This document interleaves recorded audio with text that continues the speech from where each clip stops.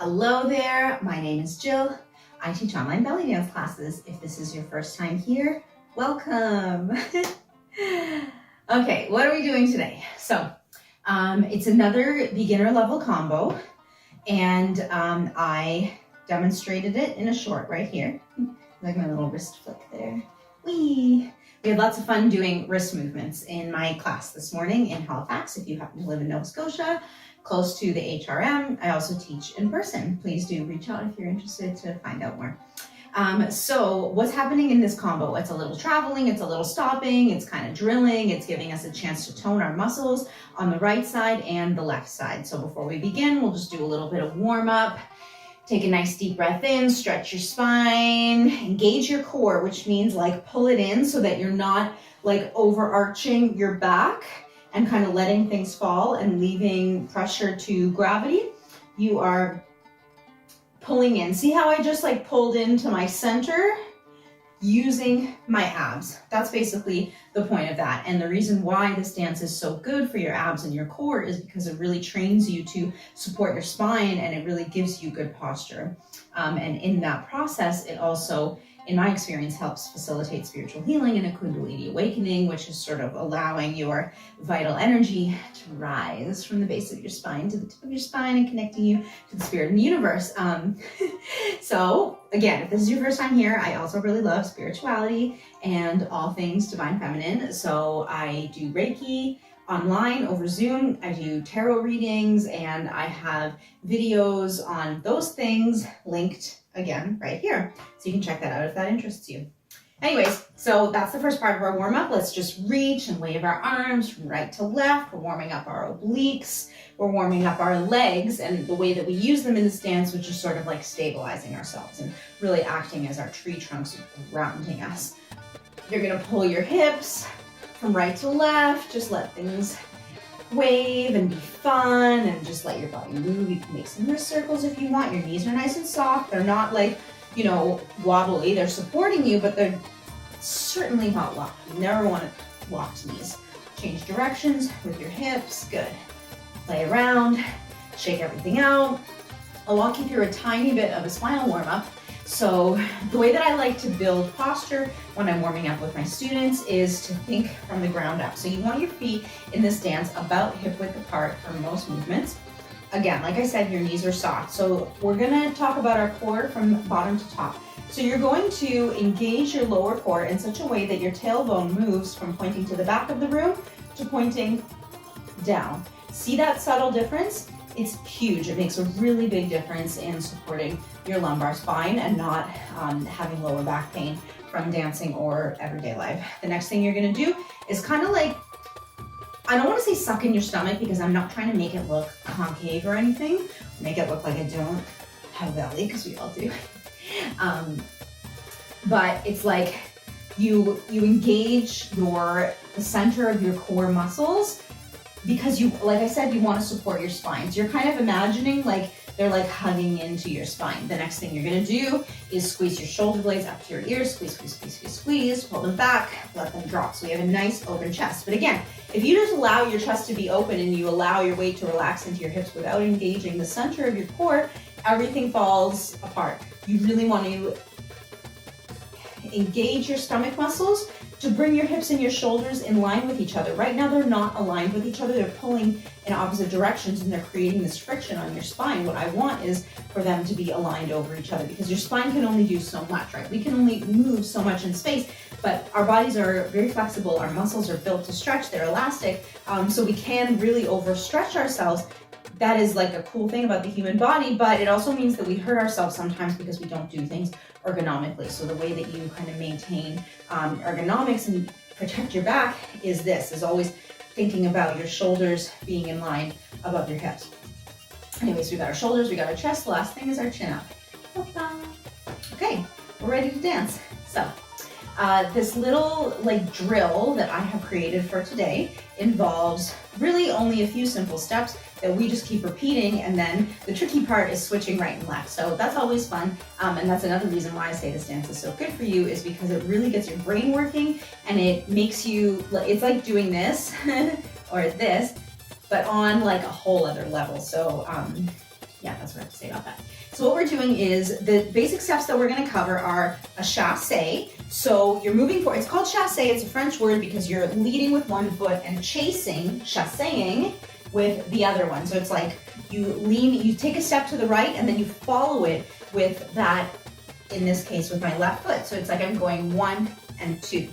And then I'll do the left, 1 and 2, right, 1 and 2, left, 1 and 2, right, 1 and 2, left, 1 and 2. So what I'm doing also as I move is I'm kind of just allowing my arms to wave behind my hips because it just frames it nicely, and it's sort of the way that I like to dance. Is my style. I mean, I'm not saying I'm the only one who does this and it's my trademark. I'm saying this is how I like to dance. So we do that, and then we're gonna do hip sits. So you stop, you go right and left, and then you pause on your left, you keep your weight on your left foot, you bring your right foot in, your right foot is popped, which means that it's like I'm standing on the ball of my right foot, and I place my foot, like it's not super in front of me so that I can't do anything because I don't have much hip mobility right now and it's straining my back, but you also don't want it right next to your left foot because then you can't show off the hip movements as much. So it's sort of like, for me, it's like about 6 inches or less in front of my left foot. That's because I have short little legs. You might have like longer legs and a longer span of which you can step. So it's really just about like where your foot lands comfortably. You're gonna have your arms like this. So when I'm standing on my left arm is up and my right arm is down because I want that right hand next to my right hip to frame it. You're gonna do 4 or 3 hip sets. Let's do 4. Sometimes with some music it's 3, some music it's 4. I was just trying to remember what I did with the music I just had on. It doesn't matter. We're gonna keep things to 4 to keep it simple. Easy counting. So anyways, you're here. You're going to engage your quads. You're going to engage your glutes. You're going to really lengthen through the spine and support your chest and open your chest and lean back a little bit. You're gonna lift your hip and you're gonna let it drop. So you're gonna go 1 and 2 and 3 and 4. Let's practice that on the left while we're here. So you're gonna shift your weight. Now I'm standing on my right foot and my left leg is popped. Again, check in with your posture, engage your core. Right arm is up in the air. Left arm is next to my left hip. Engage quads, glutes, core. Chest is open, chin is up. And 1 and 2 and drop and drop. Good. I'll walk you through the other 2 isolations that we're gonna do, and then I'll show you the sequence. So the other 2 things that we did is you stand with your feet. In this case, I like them, hip width apart because it really helps if you stay within your frame, it helps to show that accent. So what we're doing is we're doing side accents. And how am I creating those side accents? How many times have I said already in this video? I'm engaging my core and I'm using my core muscles. My knees are moving because they're connected to my hips, but they're not like, this is me using my knees to do the accent. That's not how we do belly dancing. Belly dance is all about the hips and the core. So this is how you do it. If I had my feet wider than my hips, like obviously I can still hit from side to side, but it's just a different aesthetic, it's a different style, and that's just, a different sequence for a different day, a different dance style. So anyways, you want your feet. I've had a really interesting situation with my words the last few days. I think my brain is just tired because I've been learning a lot on a new job. Excuse me. So anyways, what did I just say? Your feet are fit width apart? No. Your feet are hip width apart, Jill, and you hit right, and just practice right, and left. It helps to keep with balance. And it helps if you keep your arms open, and you can kind of just practice this if you want. And you can go 1, 2, flip your hands so that your palms face up, hit right, hit left, flip so that your palms face down, right, left, flip, right, left, flip, right, left. Good. The last isolation I'm going to show you today is a twist. So you can hit straight to the side, and this is like a one-dimensional movement, or you can add a little bit of texture to it, which we will do. And when you're over on the right, after you hit to the right, I want you to twist to the right. So what you're gonna do, like my hip is forward right now, my hip is out. So how am I supposed to twist it if I have nowhere to go? So what you wanna do when you twist is you pull your hip back and twist it forward. Pull it back, twist it forward, pull it back, twist it forward, pull it back, twist it forward. Let's practice on the left. So lean over to the left. You adjusted your straight hip out to the left. Pull your hip back, twist it forward, pull your hip back, twist it forward, pull it back, twist it forward, 7, 8, pull it back, twist it forward. As you can see, I am practicing and drilling right now, working on my nice soft hands and open wrists and arms by flipping. So this is just like an extra exercise you can give yourself. So let's walk through our little drill. So what happens? We're gonna do chasse. We're gonna start on the right. We do everything on the right, and then we do it on the left. And I'm gonna do it facing you.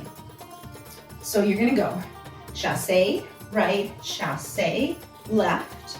Bring your left arm up and do 4 sits with the right hip. So I'm standing on my left. 1, 2, 3, 4. You're gonna chasse again on your right. 1 and 2. Next, you're gonna do those hits we just talked about. So you're gonna go hit, hit to the right, and then 2 twists to the right. Twist, twist. Now we're ready to do everything on the other side because my weight is on my right foot. My left is free, so let's go on the left, and I'm gonna stay facing you. 1 chasse, 2 chasse, bring your right arm up, and sit, 2, 3, 4. We're ready to chasse again on the left. 1, 2, 3, 4. Hit to the left. Hit, hit, 2 straight, 2 twists, twist, twist. Good, let's keep going. Right, left, and sit, 2, 3, 4. Right and left and straight, hit, twist, twist. Left and right, and 1, 2, 3, 4. Left and right, and hit, hit, twist, twist. Good. So the nice thing about YouTube is that you can pause and you can rewind and you can repeat that sequence as many times as you want. Let's take a few deep breaths. When you're ready and when you're done repeating the sequence, good. Feel your energy come back into your body, rub your fingers together. Dance is meditative, and when we meditate, our energy sort of leaves our body in a sense because we're kind of like doing healing in the astral, in my opinion. Because I was talking about all that meditative stuff at the beginning, I kind of took us there. So now I'm bringing you back. So yeah, something that came through when I was filming a full moon video for the full moon in Virgo last week was that it's like meditation space is very sacred, prayer space, whatever, however you want to think of it, because it's sort of like this zero potential space, just like when you're sleeping or when you're first waking up or going to bed in the morning. There's like so much possibility, and there's not a lot of real world constraints or tasks that have to be considered. So it's like a different part of our brain is in use, and it's a part of our brain. I can speak more to this. As I'm saying this, I'm like, yeah, I am interested to talk more about this.